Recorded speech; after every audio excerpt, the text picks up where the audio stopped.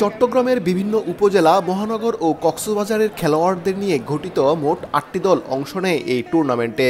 খেলা উপভোগ করতে কুয়ালালামপুর শহর আশেপাশের এলাকা থেকে ছুটে এসেছিলেন বিপুল সংখ্যক প্রবাসী বাংলাদেশি।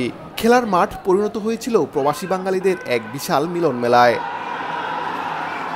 পুরস্কার বিতরণী অনুষ্ঠানে টুর্নামেন্টের সফল আয়োজনের জন্য সন্তোষ প্রকাশ করেন চট্টগ্রাম সমিতি মালয়েশিয়ার সভাপতি ইস্কান্দার মনিসহ অন্যান্য বিশিষ্টজনেরা। অনেক দর্শক ছিল, চট্টগ্রামবাসী যারা মালয়েশিয়া থাকেন সবাই আসছে, সবাই খেলা উপভোগ করছে। চট্টগ্রামের বাইরে মানুষেরা আসছেন, খেলা উপভোগ করছেন। আমি যারা খেলছে তাদেরকে অভিনন্দন জানাই, যারা চ্যাম্পিয়ন তাদেরকে অভিনন্দন জানাই।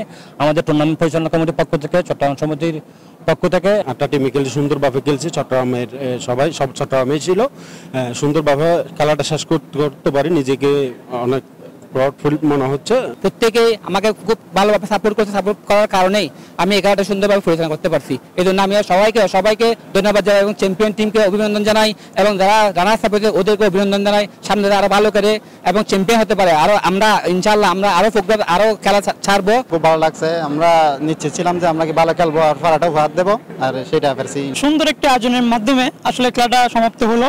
তো চট্টগ্রাম সমিতির জন্য সামনেও যেন এরকম আয়োজন করতে পারে, এজন্য তাদেরকে ধন্যবাদ জানাই। ব্যক্তিগত পারফরমেন্সেও চমক দেখিয়েছেন অনেকে।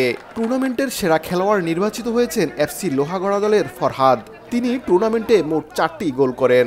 আর সবচেয়ে সুশৃঙ্খল দলের পুরস্কার অর্জন করেছেন ডাইনামিক পটিয়া। মোহাম্মদ আব্দুল কাদের, সময় সংবাদ, কুয়ালালামপুর, মালয়েশিয়া।